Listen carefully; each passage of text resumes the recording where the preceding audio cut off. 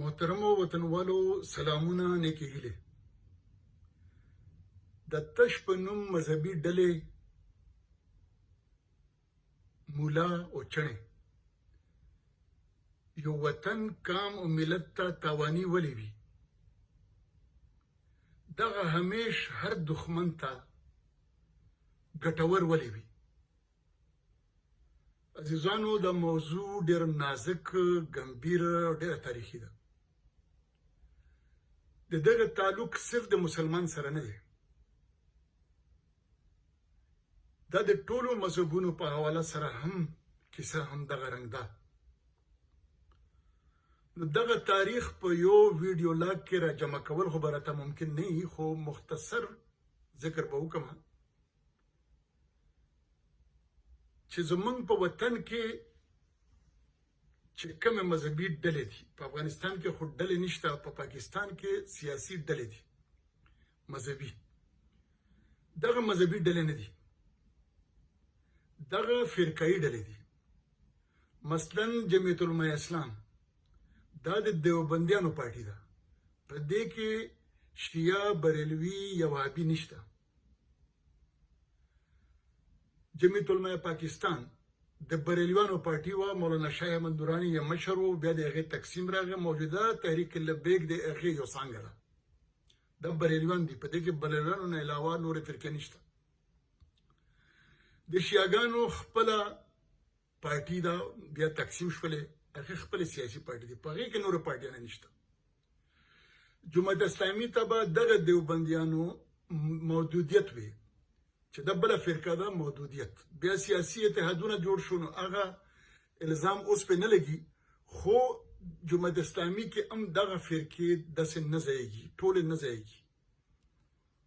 نو د ټولو نماینده نه ده حاسم د تعداد په لحاظ سره جمعیت العلماء اسلام نه وړوکې ده دغه رنګ زمونږ په دې ملک کې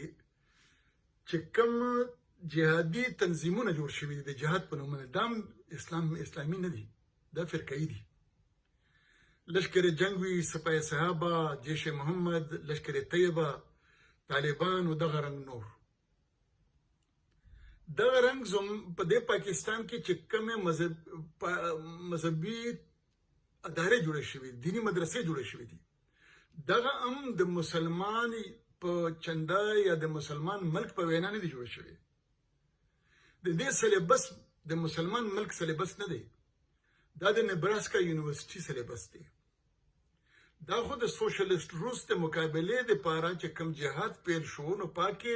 امریکې سعودیه ته وویل چې ته برابرې پیسې راکړه چې کله سوشلیست روس راغلی و نو دوی په 1921 کې په مسلمانانو کې تکفیري فرقه خوښه کړې وه تکفیري سوچ یې خوښ کړی و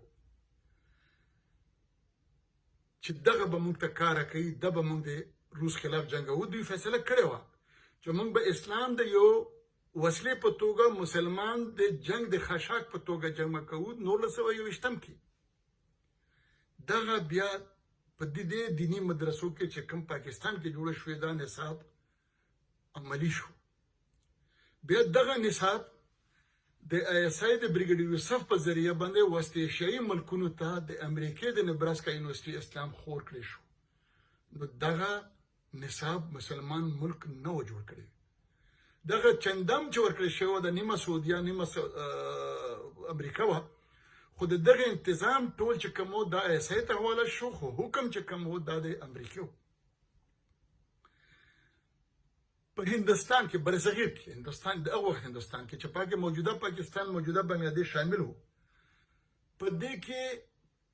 دا واحده خطه ده په مسلمان نړۍ کې چې په دې کې بریلویان دیوبندیان مرزایان او تبلیغیان را جوړ شول څنګه جوړ شو په هغه تفصیل کې نه ځم نو هغه بیا دلته فرقایي پارټۍ شوې بیا د هغې نه بعد د فرقایي جهاد شو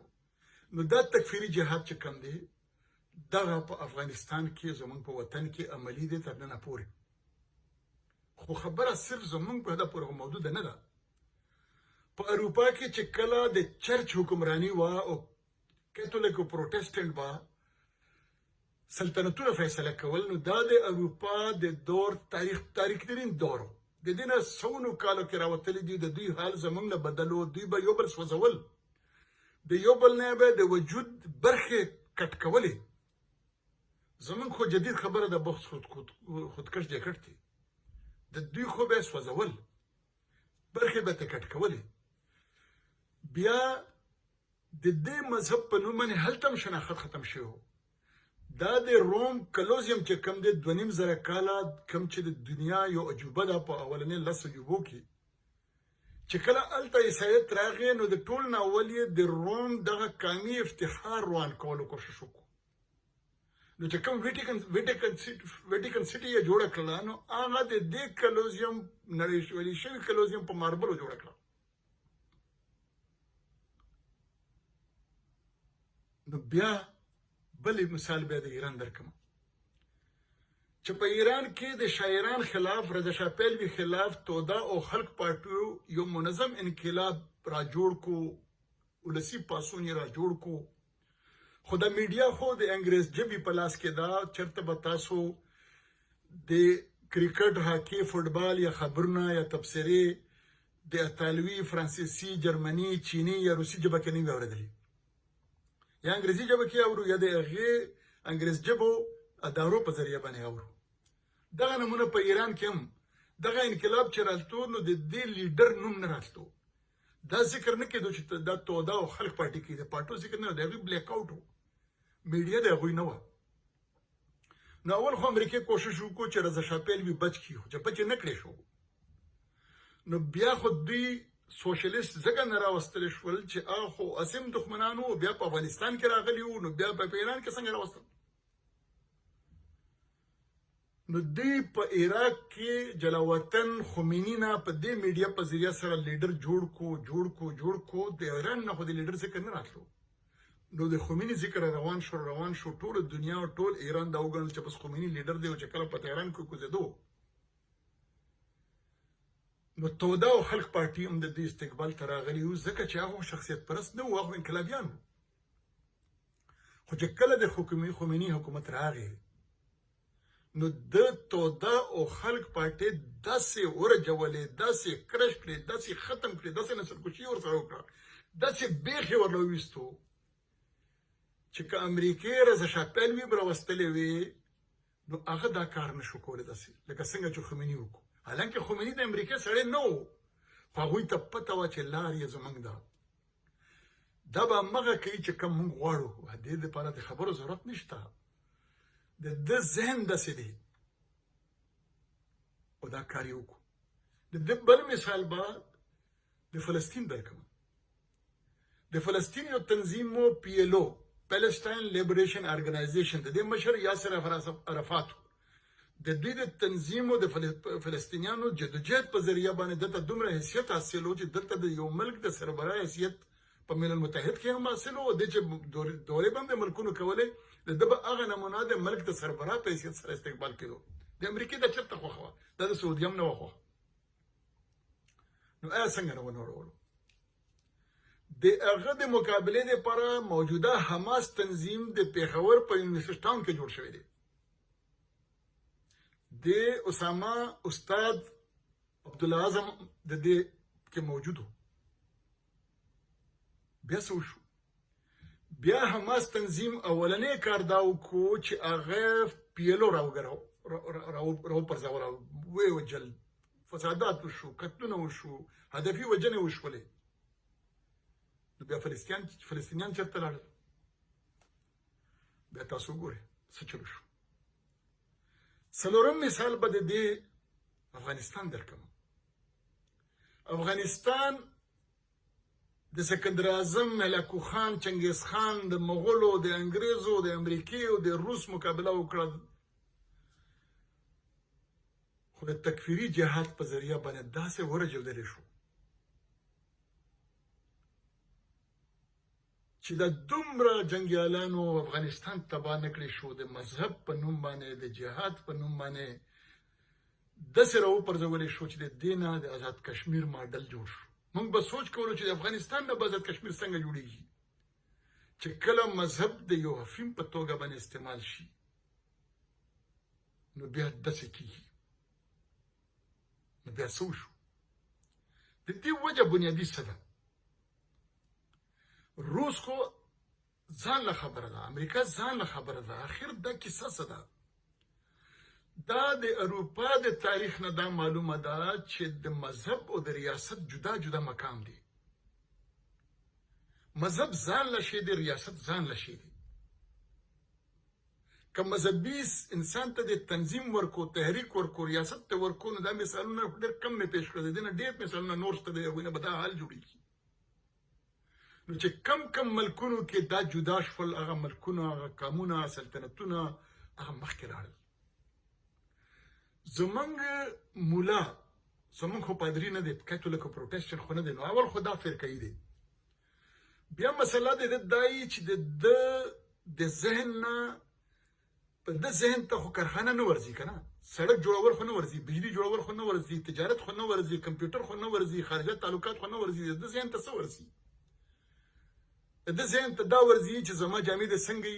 کالر به مې څنګه پرتوګ به مې څنګه دا به ښکته وي که دا به بره وي ګیره به مې څومره وي دا به دومره وي که دومره به وي که دومره به وي او د مولا زمونږ د مولا نظر زمونږ د جامو نه نوځي زما د وجود نه نوځي خو زنانه نه خو دا بیخي نه اوړي زنانه به برکا چې دغه پسه برکا به چې دغه نه به داسې کوي یا به داسې سي یا به داسې کي بوټان به داسې وي سفرې به داسې وي یعنی دی وایي چې زنانه به ښکلې نه ښکاري اوس خدای پاک دی الله دی یو حسین مخلوق دی ته وایي دا به ښکلې نه ښکاري اوس د دې باندې ته پردې وراچوې حیا په دې کې ده که حیا د سړي په سترګو کې ده په دې زور نه ورکوي نو دی وایي چې دا به سبق نه وایي دا به تجارت نه کوي دا به اداره نه چلوي نو حضرت محمد صلی الله علیه وسلم اخرنی نبی د حضرت خدیجه سره واده وکړو خو تاجره وه په واقع خو دا ټیک و د افغانستان لپاره ټیک نه دی که نه جنرال حمید ګل چې د دوی استاد و د هغه لور د پینډې واران ترانسپورټ چلولو ټیک و خو افغان جینۍ به سبق نه وایي د ده پیدایش داسې شوی دی د ده تربیت داسې شوی دی چې دا د معاشرې نه کټ پاتې شوی دی غریب نو د معاشري او معاشرتي علوم باندې خو پوهېږي نه چې څنګه پوهېږي نو دلته مذهب د یو خپسې په توګه باندې شي د مذهب استعمال د یو خپسې په توګه باندې شي چې هغه د افغان په شان د اروپا په شان د ایران په شان د فلسطین په شان خلک هم راوپرځوي دا د دشمن د مفادو څنګه شي د اروپا په مذهب کې خو بیروني لاس نه و د نور کې خو ټولو کې دی نو دلته دا نیغ په نیغه د دشمن مقصد پوره کوي ځکه چې دا د افیم په توګه استعمال شي بیا چې دا فرقوي شي نو دغه خو بیا مذهبي هم نه وي مثلا په افغانستان کې چې کوم جهاد دی دا تکفیري جهاد دی نو دا تکفیري جهاد تکفیري خو سوچ دا دی چې زه چې کوم مسلمان یم که د نور مسلمانان زما سره متفق وي خو ټیک ته که دا متفق نه اول به دا وژنم نو د تکفیري جهاد د تیر 20 کاله چې موږ چې کله نه طالبان په افغانستان کې راغلي دي تر ننه پورې موږ جاج واخلو چې د دې جهاد د لاسه څومره کسان ووژل شول نو 2,40,000 څه د پاسه په دې کې کسان ټول وژل شوي دي په دې کې کافران څومره دي ملل متحد وایي چې 2,500 دي خو یو اندازه دا ده چې 4,000 دي ټول کافران چې په افغانستان کې د افغانستان په موجوده جنگ کې په لر او بر کې وژل شوي دي دا 4,000 دي زیات نه زیات افغانان چې لر او بر وژل شوي دي دا کم نه کم 2,40,000 دي نو دا د چا خلاف و دا د افغانانو خلاف وکړه په ملکونو کې چاته څه ویلی شي دې جهاد په نتیجه کې آیا دا د امریکې خلاف و امریکا ته څه تاوان ورسېدو تاوان امریکا ته ورسېدو که سعودیه ته ورسېدو که پاکستان ته ورسېدو که چین ته ورسېدو که روس ته ورسېدو که نه افغانستان ته ورسېدو افغانستان بل یو ملک ته د دې جګړې بل یو ملک ته تاوان نه دی رسېدلی دې تاوان صرف او صرف افغانستان ته رسېدلی دا تکفیري جهاد نه د اسلام د پاره و ځکه چې دا مذهبي نه و د سره نه دا فرقایي و نه د دشمن کافر خلاف و دا د افغانانو خلاف و نه د دشمن من خلاف و دا د افغانستان خلاف و دلته بیرغ د نه منمه بامیان د نه منمه تاریخ د نه منمه هر څه نړومه بالکل د روم د کلوزیم په شان یې دلته هر سره وپرځولو او د دشمن هر څه په د بره کړل د دغه نمونه افغانستان کشمیر جوړ کړی شو د مذهب په نوم باندې دا زموږ سره اول نه دي شوي دشمنان بدل شوي دي مغول هم دغه کړي وو انګریز هم دغه کړي وو اوس هم داسې وشو دشمنان بدلیږي خو د دشمنان هغه وسله چې زموږ خلاف استعمال شوې ده هغه هم دغه ده نو موږ څه وکړل موږ هېڅ ونه کړل موږ صرف کمال وکړو د میر امان الله خان په شان هیرو موږ د لاسه ورکړو د دې ملایانو د کم خرڅه ملت خرڅه مذهب خرڅه ملایانو پیرانو د لاسه د جنټانو د لاسه موږ فکري طور باندې هېڅ نه وکړو د دغه سور انقلاب او د دې نه بعد چې کوم حالاتو په دې کې موږ فکري طور باندې هېڅ نه وکړو موږ اوس هم هېڅ نه کوو که موږ چېرته د علماء حق او د علماء سو فرق وپېژندو او علماء سو په حواله سره فکري طور باندې مدلل راونوځو فکري جهاد ونه کړو نو بیا به دشمنان بدلیږي خو زموږ بده ورځ به ښه کېږي نه نو عزیزانو خدای دې موږ ته پوهه راکړي خدای دې موږ له جرأت راکړي خدای دې موږ له اتحاد راکړي خدای دې زموږ د وطن د خپسې ختمه کړي زموږ د وطن د اپیمیان ختم کړي اپیم لرې کړي زموږ د وطن د تورې ورځې ختم کړي موږ ته د خدای امن راولي خدای هم د دشمن او د دشمن په لاس چې هر څوک دي د هغې نه د نور د وطن بچ کړي د لر او بر ډېره مننه خوشحاله اوسئ